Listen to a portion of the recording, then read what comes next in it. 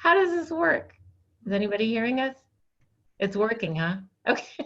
All right, I'm just going to trust the fact that it's working. Hello, Facebook friends.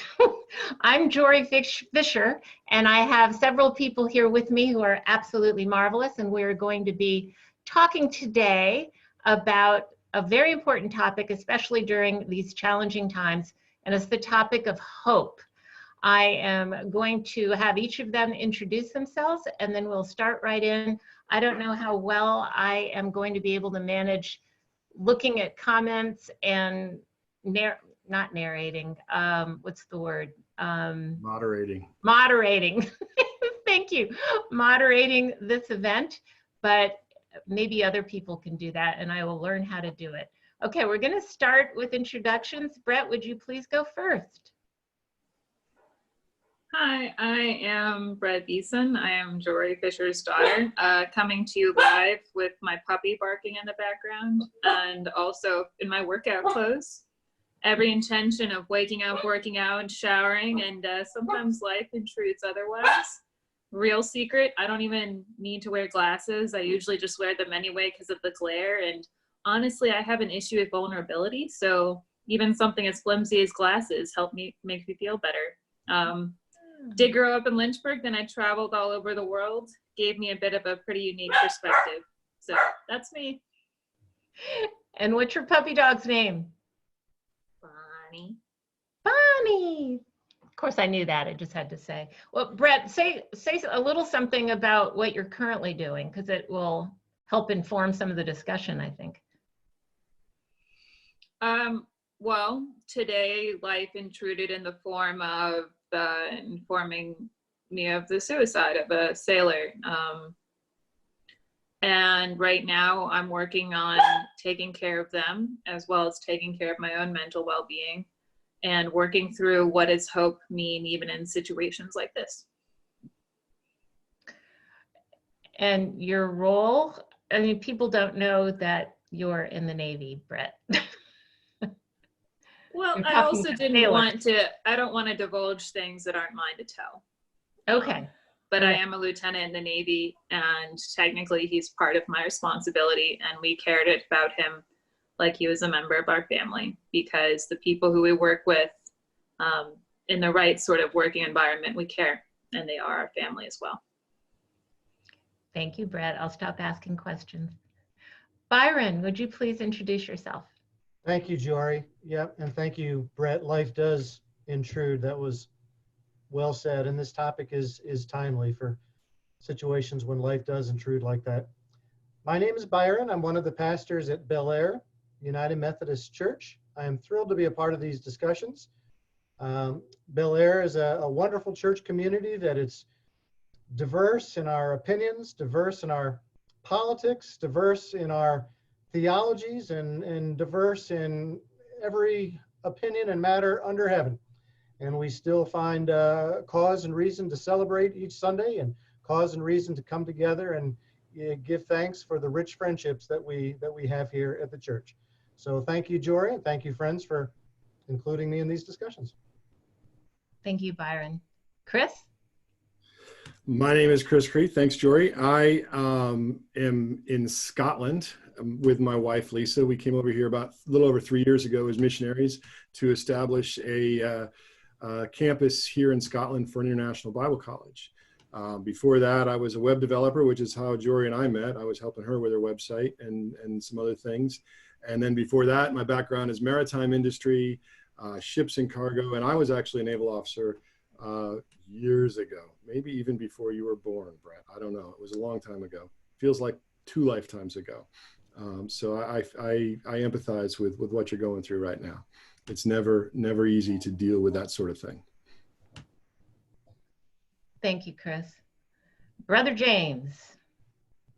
Good afternoon or morning or evening, wherever you are. I'm James Cooper, and it is a pleasure to be here.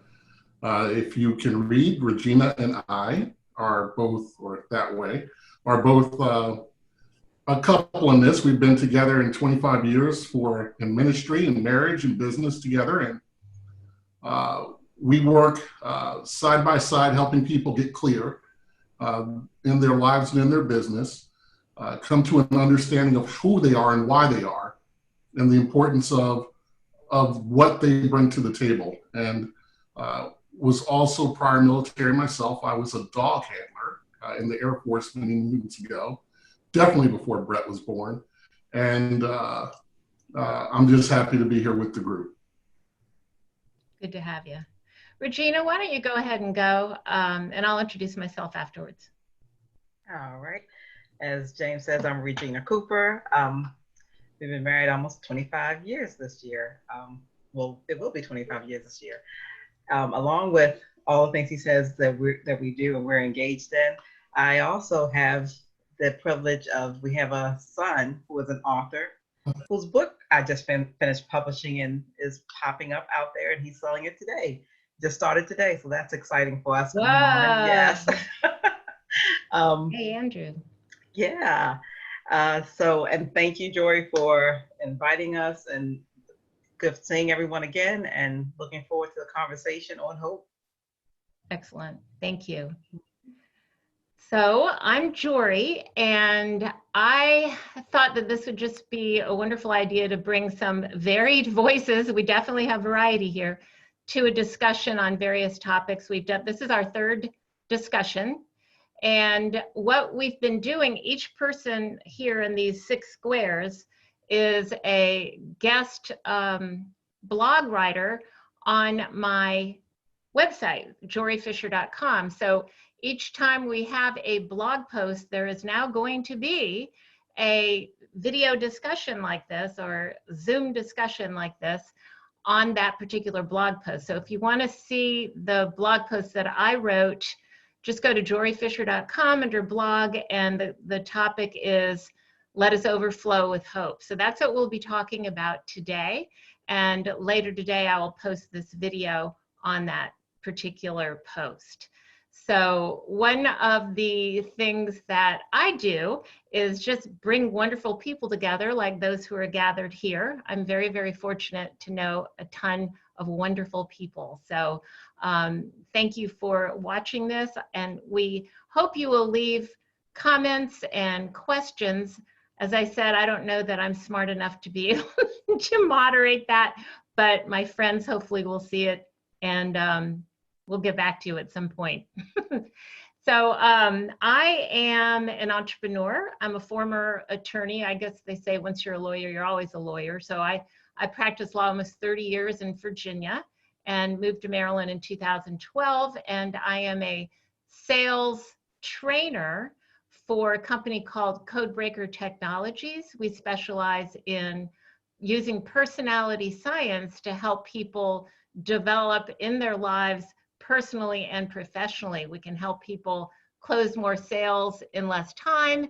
We can help people become the person that they're created and designed to be. So we're very excited to be offering some new programs this summer. With that, we will go ahead and get started with our discussion, and I'm just going to be tossing out some questions. James, I'm going to start with you. When you hear the word hope, what comes to mind to you? Happy. That's what comes to mind. So for me, a person who is filled with hope is a person that sees a bright future. They know that things are going to happen. They know that there are going to be challenges that they're going to have to face, but they believe that in the end it's going to be well and that it's going to be okay. And a hope-filled person is, excuse the pun with the COVID and everything that's happening around us, but they are actually infectious. They're someone that it spills over onto other people. So when I hear hope, I think of a person that walks into a room and makes everyone happy around them. They light up a room, they bring a level of inspiration, not because they're trying to, but because they simply are. So I hope that we do those types of things when we walk into a room also. So hope can be integrated into your being. It's a part of your essence. Is that what you're saying? Yes, absolutely. So, based on our belief, based on our faith in Christ, my hope is in the Lord. And because my hope is in him and not by things that are around me, I don't allow things around me, or I try not to. I'm a work in progress. We have pass and fail days. However, at the end of that day, even on a bad day, you still have hope that it's going to end well. Literally, Regyna can tell you, earlier today, I was on phone calls with people in several countries about a big opportunity, and it all fell apart. And one of the people on the call was really upset, and I said, "It's okay. Opportunities are like buses. The next one's coming right by." And he was like, "You're kind of happy about this." Well, I'm not happy about the situation, but my faith, my trust is that it is going to be well, no matter what. And so, yes, hope is an inspired entity or status. It comes from within. My faith is in the Lord. My trust is in the Lord because of that. And because I know that he finished everything at the cross, no matter what's happening around me, I feel good about how it's going to end, if that makes sense. Of course. Thank you, James. Brett, you have anything to add to that? What's hope for you? I don't agree that necessarily hope is happy. I know we're working with yes and. I think there is some validity to that statement, but I think sometimes hope is desperate. I think sometimes you're on your knees and you're in pain and you're just desperately moving past that moment of why, God, why? As someone once told me, that's one of the most useless questions you can ask. It doesn't get you anywhere. And I think, from hope, I think it exists for all of us, whether it's in a Christian context or not. I think there'll be a lot of verses that do bring up hope, but I think hope exists. There's a capacity for hope for all of us. Whether it's Leonard Cohen's We're All Broken, that's where the light gets in, or whether it's Desmond Tutu, was, Christian, who said, hope is the conviction that there's a sun, still a sun, even when all you see is clouds. I think sometimes it is desperate and it's just, you're bleeding, but you just cling to that notion anyway. And it was honestly, we had a discussion about it, about what does it mean to me that hope is defiant? And I wore a bracelet that said that for about 9 months through some of the worst moments of my life. And I took it off for a while. And then yesterday the other day I was wearing a jacket that says the same thing. And I'm like, well, what does it mean? I have all these emotions. I get angry. I get sad. I don't know what's happening. And yet, what does it mean to me that I still say hope is defiant? I think a lot of it comes from, we are, for better or worse, we're as human beings, we're capable of a whole spectrum of emotion. And it's embracing that sort of it. Some days, there will be awful, horrific days. But you still hold on to hope. It means you allow space for those terrible things, but you can see that, like we've talked about before, whatever you're going through it, that there is sun on the other side of those clouds. Thanks, Brett. James, you want to respond to that? No, I agree with Brett that there are times where, you're up against it all. David wrote that many times. He also added, though, however, or but, you, Lord, you're my strength. You're my source, and in you I will trust. And you have your moments. We've had moments over the years, we affectionately called them meltdowns, where, the burden or the situation you were facing was so heavy that you didn't think you could get it through another day. And the next words I'll always say is, but then we remember who we are, what we've been through, or who we serve. And when I take my focus off of me and my situation, and I change my focus above, it helps me see things from a different perspective. And that's not easy when you're in the midst of a situation, and you're in a down situation. However, it is always available. And that is one of the things that we tend to teach, is that you are going to face hard times. You are going to face struggles. You're going to face difficulties. And you're not going to see ways out. We were teaching last week that the children of Israel didn't see a way out at the Red Sea. But we know that there's, from our faith, we know there is a way. I may not like the way. I may not see the way. I may not agree with the way. However, I know there is the way. And that's what I walk on. All right. Thank you, James. Byron, you're up next. Heads up. Thank you. I like what both James and Brett said, and I think that there can be both and those things do coexist. I think that hope is sustaining through joys and tears. I think hope is there in happy times and sad times. And I think that you can be, desperate and still happy if you have hope, because hope does provide what James said, that sense of peering into the future, or looking into the future, that there is a future. The opposite of hope is when you look into the future and you see nothing. But as long as you have hope, you see that there is life beyond. So in that sense, hope, I think, is just the opposite of death. Death is what greets us when we see there's nothing beyond, there's nothing more. But hope always asks the question, what is there beyond this? And because of that, we can have a sustaining kind of happiness, which isn't always smiling. For me, hope is an eternal resource that God has given us to be sustained in that life-giving feeling, even when we're desperate, even when we're up against the wall, even when we're facing death, even when we're facing a global situation or a personal situation that seems despairing. Thank you, Byron. And for those who are watching, after Byron gets off of this call, he's going to be conducting a graveside service. So he's a man who's done that many, many times over the course of 27 years. So you've seen a lot of people who are hopeful even as they are burying their dead ones, right? Their dead loved ones. So you know what you're talking about. Chris, you're a man of hope. Where does your hope come from? Well, my hope's in the Lord. That, to me, that's a no-brainer. When I look to the Bible, I see that God hardwired us for hope. Proverbs 13:12 says that hope deferred makes the heart sick, but when the desire comes, it's a tree of life. We're hardwired for that hope.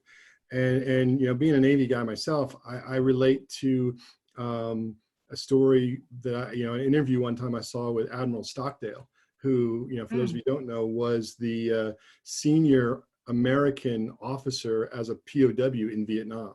So he was in those horrible, harsh conditions. He was a commander at the time, and he would talk about there was one kind of person that they knew wasn't going to make it through, and that was what he called the overly optimistic types. And they were the ones that said that, hey, we're going to be, rescued by Christmas, and Christmas would come and go. Oh, they're going to rescue us by New Year's. New Year's would come and go. They're going to rescue us by Easter. Okay, next Christmas. And they kept getting their hopes crushed because they were putting it on this deadline. And in his words, he said they died of a broken heart. Oh. And then he goes on to say, he says, this is a very important lesson. You must never confuse faith that you will prevail in the end, which you can never afford to lose, with the discipline to confront the most brutal facts of your current reality, whatever they might be. And I think that is, sums up that dichotomy that James and Brett were talking about, is that, yes, we're optimistic that we will overcome, we will prevail in the end, but we're going to face the brutal reality of, you know what, this is horrible right now. And I'm not enjoying this. And I've got joy. To me, happiness tends to be, more of a superficial thing, but joy kind of wells up from within. And I can be crying and enjoy at the same time. I can be grieving, but still hopeful and joyful, because my hope is not in temporal things. My hope is in something that's eternal.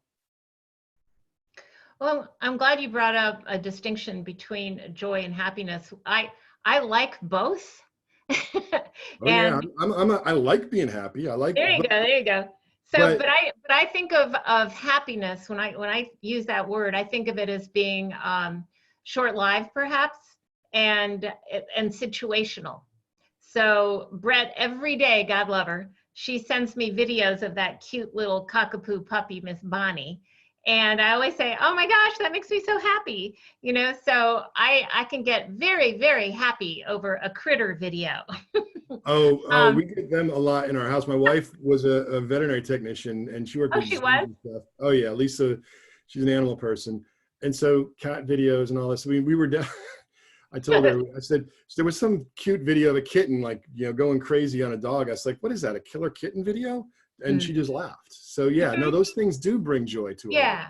Well, I would say happiness, right? That's what I mean.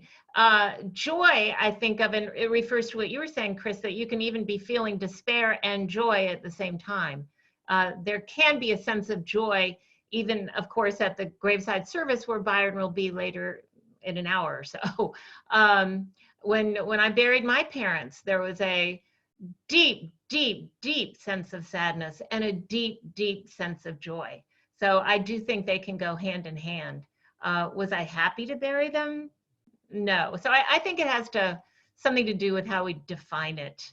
Regyna, sure. what do you think, girl? Ditto, ditto, ditto, ditto, ditto. Can I just go around everyone? Yeah, okay, let's move on. Because I was thinking the same thing. It's like our hope is built on Jesus.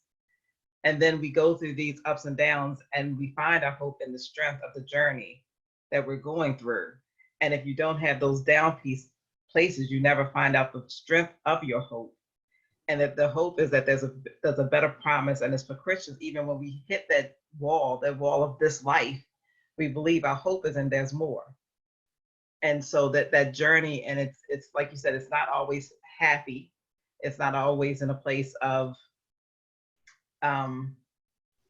just everything being perfect.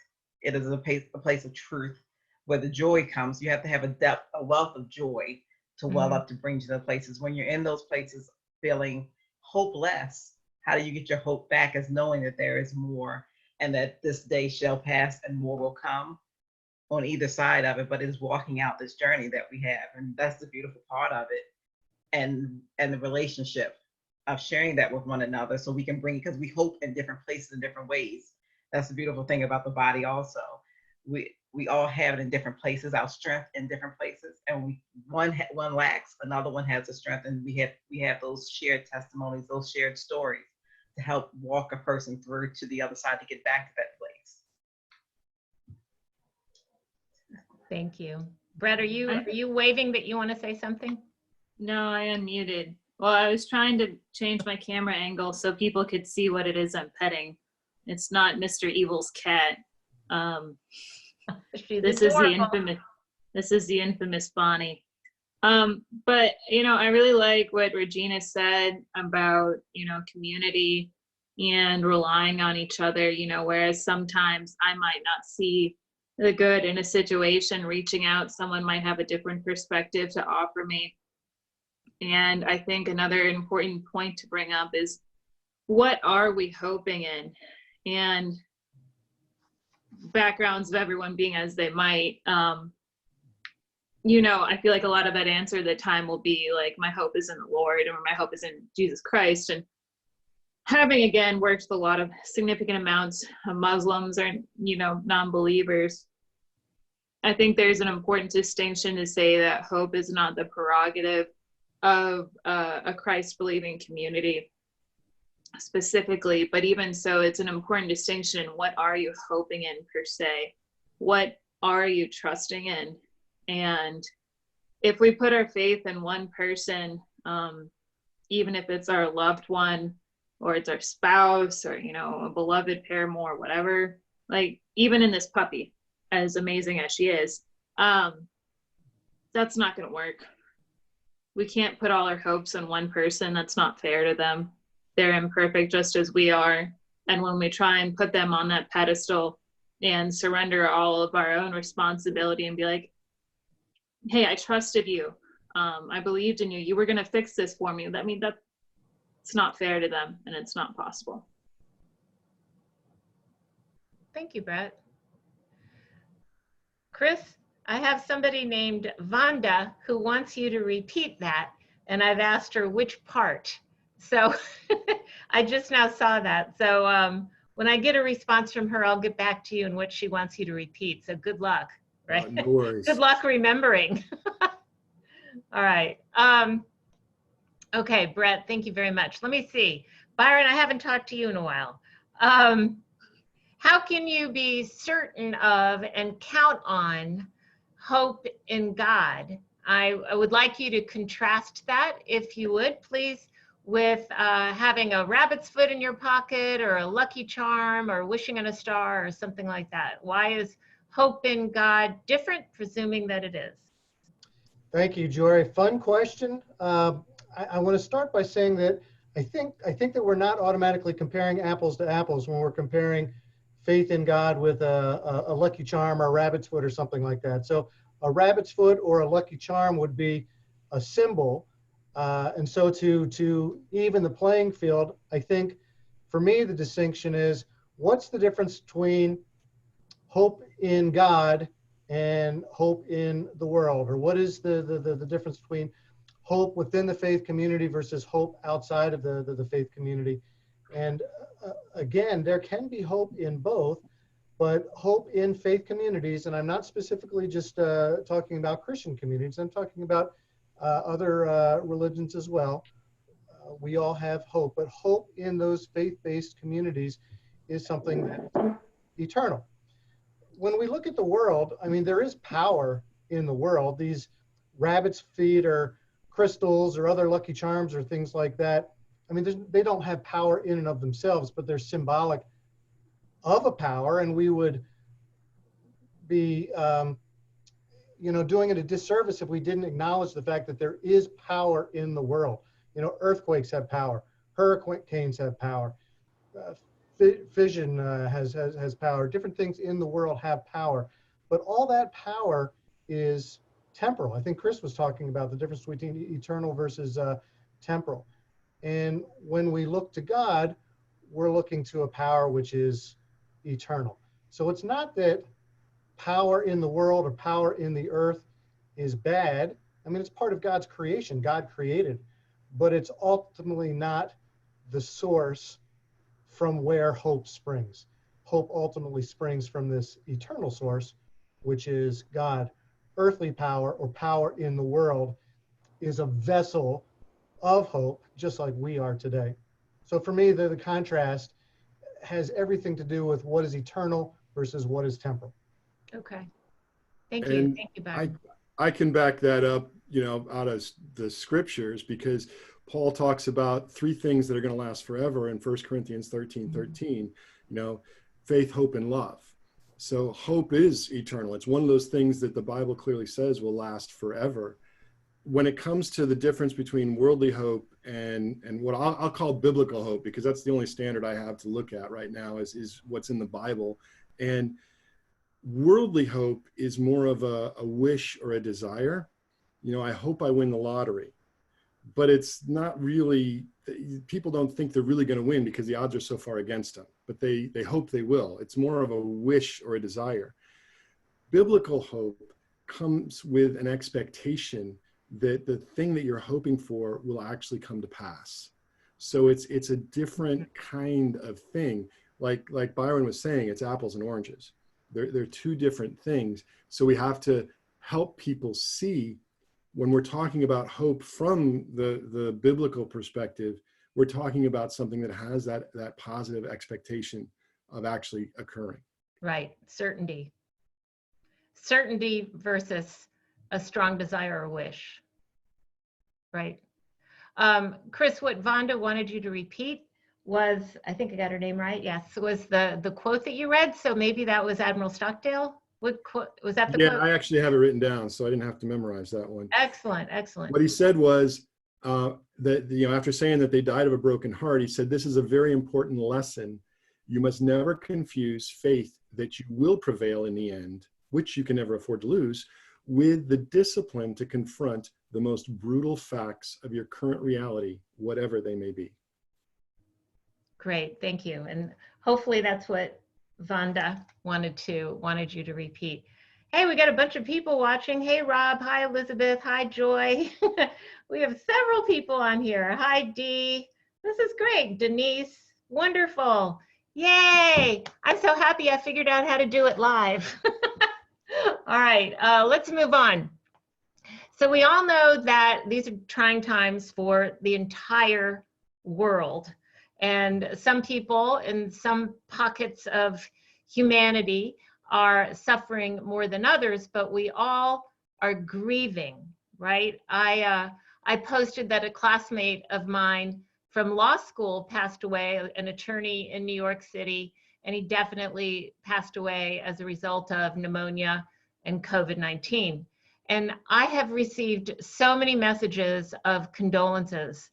And you know, we all either already know or will know somebody who has passed away.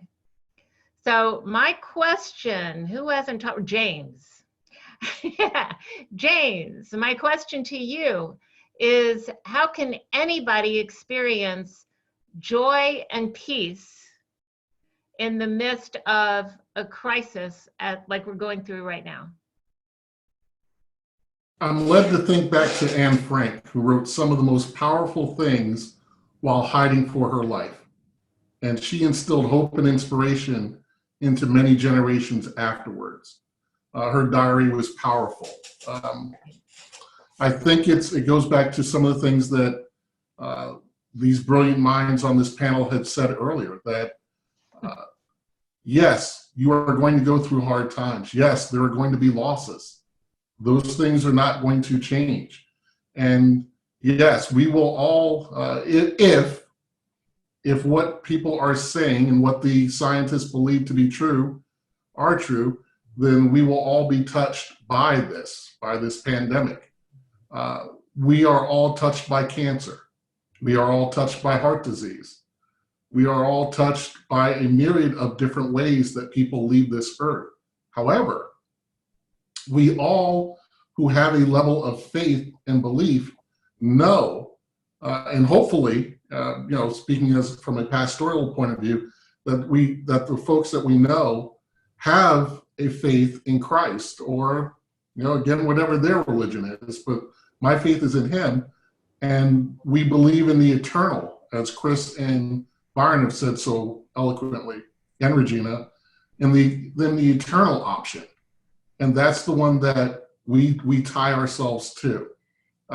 When we were all together as a family, coming up on 14 years ago now, when her dad passed, standing in the room around him as he had left this world, we were terribly sad. We were broken up, but we also felt a level of comfort and hope for him and for us as a family, knowing that he had lived a life well, and that although he is gone, the things that he instilled in us remain.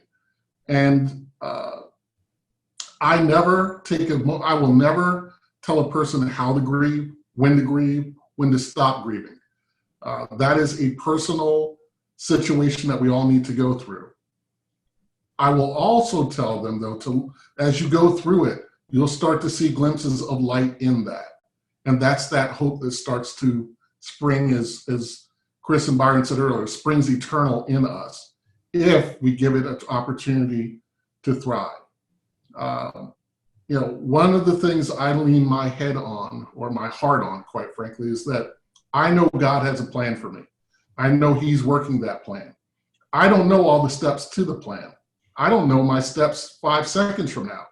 And for many people that put their faith and their trust in a higher being, in my case in God, that brings me comfort, even in my hardest moments, in those tough times.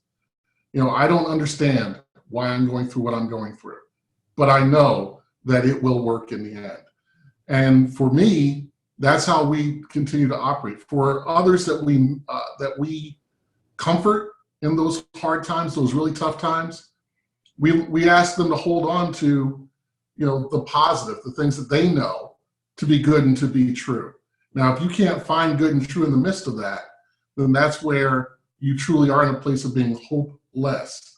Mm-hmm. And for us, That's where our faith derives from, is in a perfect hope in him.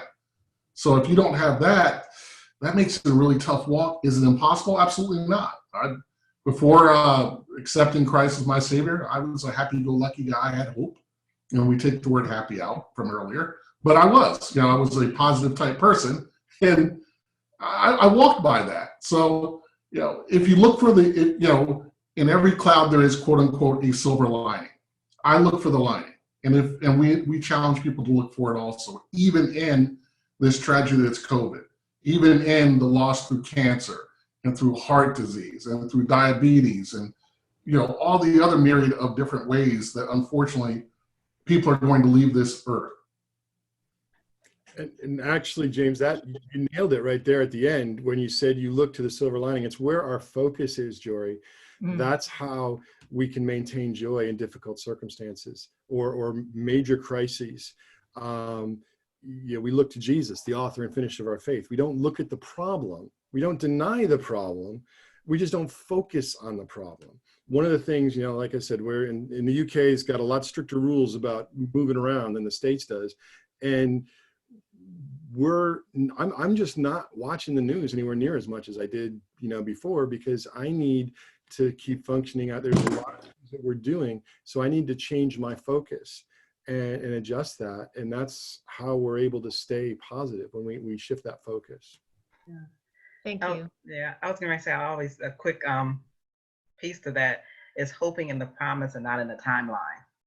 I think that's where sometimes it gets confused, because we can have a hope and a promise and knowing where we want to get to, but when you decide you want to place our humanism on a timeline and say, I want it to happen here, that's when the disappointment occurs, because you have a promise, you're walking out, you walk it by faith. That hope is that, okay, if I keep walking this out, I will come to that expected end. But when we decide I want it to happen tomorrow, it beats on our faith, on our hope a lot. Well, yeah, because you end up just getting disappointed faith, Yes. which is damaging to your soul. So yeah. Yes. And that goes to what Admiral Stockdale was saying too, right, Chris? If I may, Brett, you were raised by a mother who has been accused more than once of being Pollyanna, and you have a depth to your soul which is amazing to me, and probably obviously a combination of your dad and your mom and everything that the community that raised you. And I know you went through some very, very difficult times on a surface warfare ship in Japan, and then, I don't know how much you want to say about your naval career, but I know that you've gone through some really dark times, and yet you've emerged even stronger in your faith. So would you speak to how you go, because there will be more times of despair, how you go from despair to joy? I think a lot of it was, and even being raised in a loving community, there was a moment in my life when I felt completely abandoned, and, not due to your fault, just what it was. There were literally thousands of miles that separated us. And it was a despair I wasn't willing to talk about, that I didn't feel could be communicated via technology.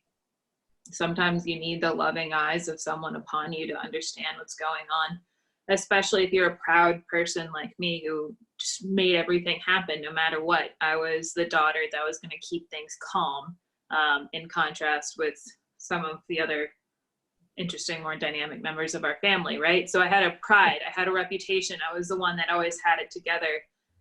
And there was a moment when I just fell apart. And there was someone in my life at that point, and she steadied me, and she gave me enough courage to believe in myself. And it was that self-belief that walked me through.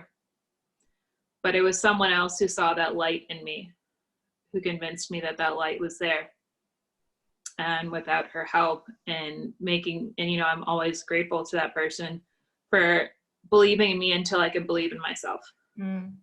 And then believing in myself enough to believe that I'm enough, which was a thought that had escaped me for 27 years, despite my number of accomplishments. And then once you hold on to that self-belief throughout all of the circumstances that followed, and there were many, that was something I held on to. And it was, I don't know what's happening, but I know that I deserve better. And I do believe, and I just held on to hope, even when it felt like hope was gone, when it felt like hope was a fraud.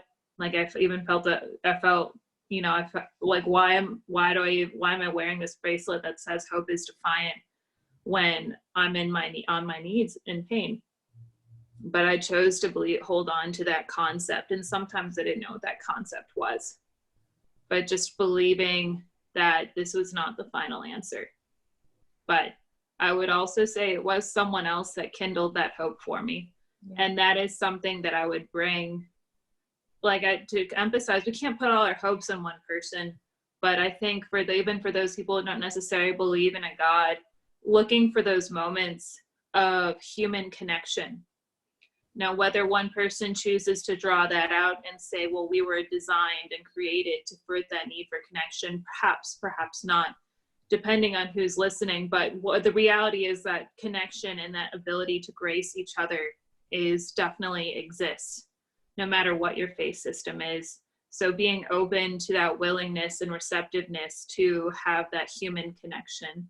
And there are times when everything is so dark, we can't light the candle before our path, but someone else can light it for us. And just being open to that and receptive to help. To piggyback on what Brett just said, which thank you for sharing your heart with us, Brett. Again, I started earlier talking about how it can be infectious, hope can, and you can actually instill some of your hope into others, which is what Brett was alluding to. And in those hard times, these tough times, like what people are going through right now, you really have to guard who's in your circle, what you're watching, even your own thoughts as you go in through this, right? Because quite frankly, you can get sucked down a negative rabbit hole quickly and, find yourself in a real place of despair, or, you can have that circle of close people around you that when, as Brett said, when you're down, they lift you up and they keep you going through those hard times. And I'm blessed, and Regyna and I have been blessed over the years to have those go-to people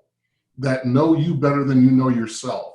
That's great. And they can come alongside of you, and they can challenge you, they can love you, or they can just sit with you and not say a single word, and still, just by their presence, instill hope into you. Mm-hmm. And that's important. So for whoever's listening out there right now or watching, if you are alone, I understand social distancing, I get that, but that doesn't mean that you have to be socially anonymous. You can still get out here and find some folks that you love and talk to, or you can watch any one of us on social media or wherever we are, or whoever.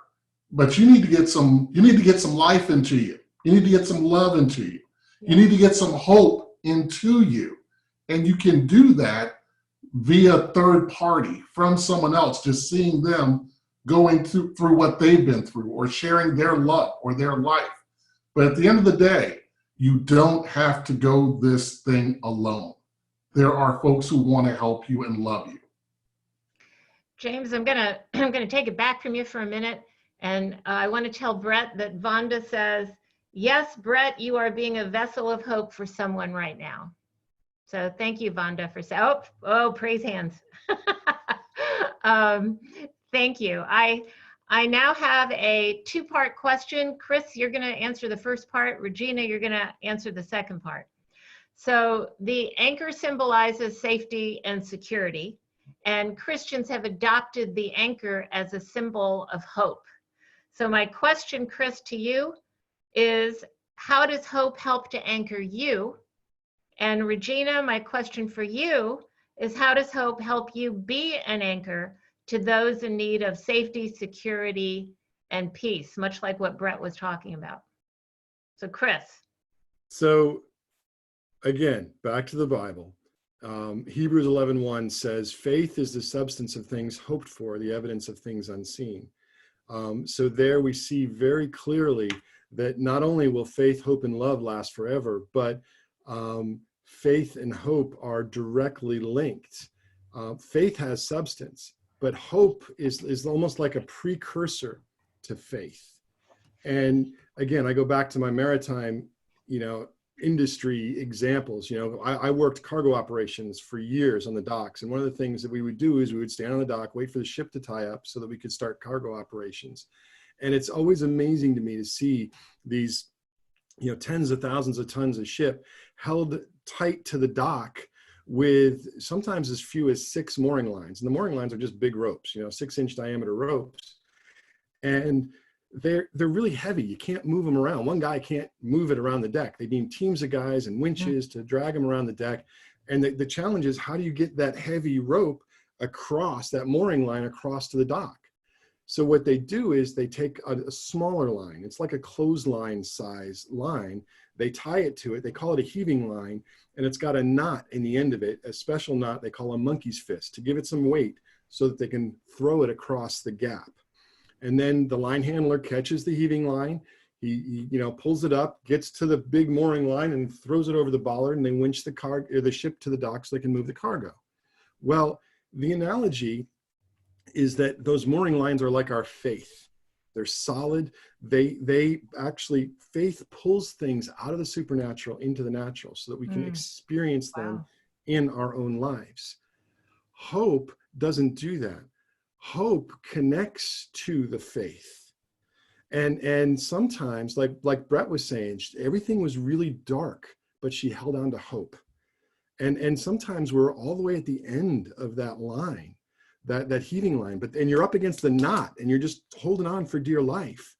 But as long as we don't let go, it's attached to faith. And actually, the Bible says in Hebrews that our hope is actually connected directly to the throne room of God. It says in Hebrews 6:19 that this hope we have is an anchor for the soul, which is what you just said, both sure and steadfast, which enters the presence behind the veil, talking about going up into heaven. The reason why hope is eternal is because God's eternal, and our hope is connected to his very presence. So when I look for anchor, when I think about hope and why it's an anchor, it's because God's involved. And God's eternal, and he is sure and steadfast and true. Well, Regyna, good luck following that. I'm going to just ride the wave. Here we go, ride the wave. So exactly what you were saying about the anchor, how I help and how I believe we help other people is by being anchored first. You can't go out and start trying to help other people when you're being tossed to and fro. So finding that anchor first. And who we are, who God is, finding that peace in ourselves first. And then listening, being present when you're with someone, actually hearing what they're saying, being a part of that experience they're having, whether, like James said, you're having a conversation or you're sitting there being still, just being a person who is supporting that person to walk through this journey and what they're going through. So it's like you can help instill hope when you have that foundation yourself. And you can share, again, what we were talking about earlier, you can share your experiences, because we've all gone through places where we were deep diving and thinking, I don't know how this is going to work. And we find ourselves coming back on the other side of the mountain. So sharing that place and being able to hold another person's hand as they walk through, because that's those heart ties, those relationships. We talk about the cross being vertical and horizontal. It's like having that strong foundation in the vertical before we outstretch our hands to support the horizontal. And that's where the relationship is. Beautiful, thank you. So James, I entitled my blog post, Let Us Overflow with Hope. Can you give us some practical examples of how we can do that? How do we overflow with hope, especially in times of woe and trouble? Well, I think Chris really just knocked it out of the park when he said that hope is tied directly to God. God is unlimited. God is unending. God is unyielding. So our hope also, based on that, are the same, right? There is no finite amount of hope. I've yet to run out of hope about any situation. We have yet to see the world become a place of hopelessness and despair. Yes, there are pockets of tough times that we all go through, but once you are tied in, locked in, you come to realize that hope is infinite. It goes well beyond me. I have plans that I know will go beyond me in my physical existence. We've seen examples of that. Walt Disney hoped to build an amusement park. One thing, and it became so much more. And it lived beyond him, and it's continued to live beyond him. And if you look at life on a finite timeline, it is a very short amount of time. Even though I feel like an old man at this point, I've only been around here for a little while. But the hope we can instill in others and the things that we can do while we're here, they are eternal types of work. They are work that will go well beyond us as people of faith. Also, if you continue to trust in the things that you see around you, then yes, like we talked about earlier, your hope continues to get crushed.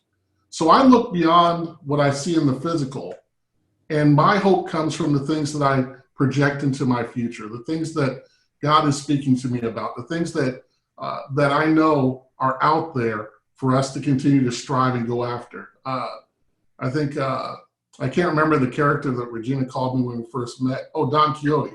You know, out there chasing. What'd she call you? Don Quixote, chasing wind. But I'm going to continue to chase windmills. I'm going after it. Because why? Why not? You know, it's out there for us to do and to see. And God loves a dreamer. He absolutely does, because, you know, dreams are what we use to create the things that we see now and so much more beyond it. And it's not just about the physical things, but it's about the culture and environment we can create, the relationships we can create, the healing that we can bring. All of those things are possible through hope, and it springs eternal. Beautiful, thank you. We're coming to a close here. Brett, I was gonna ask you something anyway. You weren't saying goodbye just then, were you, Brett? No. No, okay. Brett, can you give a couple of examples of how hope has given you courage and confidence? You know, you said that hope has taken you from a place of despair to a place of, well, I'm putting words in your mouth, peace and joy, because I know you're way more peaceful and joyful than you were. So can you give some examples of that? Sure. I also just wanted to kind of briefly tackle your question of like, where do we find hope in the day-to-day? Because I admire James's answer, but I also don't think it's physically possible for some people to think of a bright future. Like we talked about last week, that Jason Gray song, Not Right Now. And in that song, he's talking about like, my house just burned down, my whole world just blew up. I'm not ready to hear the silver lining. And some people aren't. And that is an important place to acknowledge. And it's not, I don't want to project anything, but for my own interpretation, sometimes it's like, oh, hope means that I need to believe that Jesus got me. For some people, yes, but some people aren't ready to see that. Sometimes you have to come into a place of believing that you're worthy of it. And I have friends who are depressed and they don't have that. You know, where does self-abuse come in? From lacking hope, from believing we're worthy. So before maybe we're able to reach that beautiful mindset of thinking there is a good future for me, because some people have been ingrained to believe that they're not worthy of goodness. More practical things perhaps, or even just deep breaths. Step outside of the situation, you know, go for a walk, ground yourself in nature. Sometimes it's literally taking off your shoes, putting your feet on the grass, reconnecting with this earth that has been created.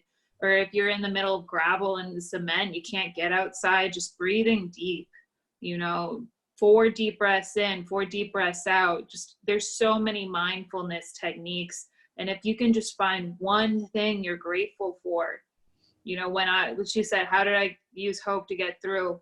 I had a journal for a long time of not every day is good, but there's good in every day. And I literally wrote down, like, you know what, like today was a bad day. It was bad. But you know what, there were some good things that happened in it. Maybe one person smiled. Maybe some person told me a nice thing. Maybe I jumped 3 inches farther than I did yesterday. But finding those small moments and finding tangible things that we can do now, as opposed to some people, that's a huge leap. Like, Jesus got my back. Okay, well, maybe I don't believe that I'm worthy. Like these words and that I'm seeing on a piece of paper that I'm worthy, like that's a big jump. So what is something tangible? And really just looking for those small connections. And like we talked about with Cheryl Stray too, just sometimes what we say doesn't feel like it's enough. It's like, oh, I just said hello. Well, you don't know the impact of that hello. You know, when I called up my friend this morning and I just ended up crying with him on the phone, like it was just a phone call, but it means so much to me that he was there. And just looking for those small tangible things, even just a hug. You know, one person liked your post. You don't know the impact of what that one post was. Brett, do you realize what you're describing is a great many little ways to shift your focus, and so you're basically saying the same thing that James and I were saying. You're just coming at it from a slightly different perspective, but by shifting your focus, you're holding on to hope. So you're doing the same thing.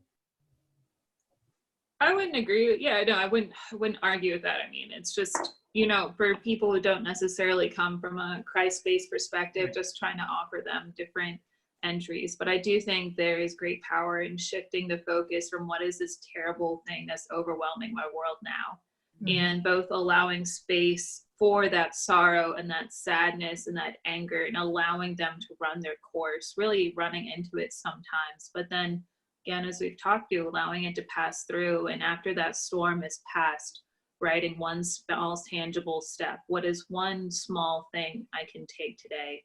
And we talked a lot about baby steps, and sometimes those baby steps are backwards, but you take one small step into the future. Thank you, Brett. You talk about feeling worthy, and I think having a sense of worth is integral to having a strong sense of hope. So thank you for bringing that up.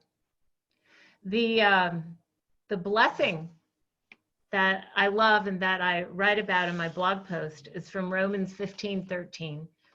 May the God of hope fill you with all joy and peace as you trust in him, so that you may overflow with hope by the power of the Holy Spirit. And Paul was writing that to the people of the church at Rome about 30 years or so after Christ's death and resurrection. And they, of course, were going through very challenging times, as many people are now and as many people were in the future. So let me read that again. May the God of hope fill you with all joy and peace as you trust in him, so that you may overflow with hope by the power of the Holy Spirit. And I would encourage each of us on this call here in this discussion, and everybody listening out there in Facebook land and whoever might see this video on Vimeo or YouTube or wherever you might see it. Oh, hello, David Pretty. Hello, Patty Copley. Hello, Deborah Beal. We have more people, more former midshipmen out there, Brett. So hello to everyone. But we have so many people here on the call who can be a source of hope to other people. So let me just go around the room right here and ask each of you to give an example of how you, Chris, you, James, you, Regyna, you, Brett, can be a source of some hope to somebody today. Regyna, you want to go first? Wow, okay. I kept thinking about a song, and if singing a song over your life that can bring you joy, that can perk you up when you get to that place, that it's, you know, songs are usually journeys that walk you through that place where I can see that other side of this, I can hold on. and know that you're not alone. You're not in this place where no one has ever experienced, because that's how we get when we get to a place where we feel hopeless. Know that you're not alone. Look for faith. And like Brett said, whether it's going outside and feeling the breeze on your face or seeing a flower blooming right now, but there's always light. There's always a way to go to the next step. So don't stop. Go through the process. Acknowledge the process and move through, and keep walking through to your strength and to that hope. Thank you, Regyna. James. Call a friend. Take some time today to stop whatever you're doing, whatever you're busy doing, and talk to someone that you haven't talked to in a long time, and just love them. You know, just be there. You know, I hope you're inspired to do it, that you're led to call somebody that you haven't talked to in a long time. Just let them know you love them. You know, we can never hear that enough. And Brett touched on something about being the folks, and I was one of those for many years, people that didn't believe they were worthy. I didn't see a value. Even when Regyna and I first met, I told her I didn't have a talent because I just couldn't see it. But over the years, I was blessed to have good friends and people that told me who I was. And so, you know, you get told enough, sooner or later you start to believe it. So take the time to call somebody and just love them. And that doesn't mean, you know, getting all mushy, I love you to death. It means just simply spend some time with them and let them know that you care. That can go so much further than many of the presents that you would probably send to a person. Just be intimate, be loving, let them know you care. Thank you, James. Brett? Got something? Move your body.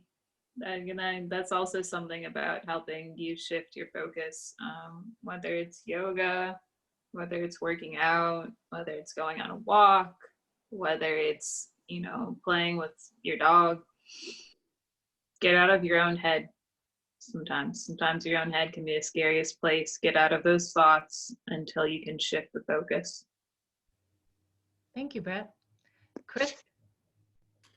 I think one of the best ways, it's kind of sums up what everybody else just said, is allow it to overflow to other people. Give it away, you know, because hope is eternal, because our source of hope as believers anyway is God himself. It's unlimited.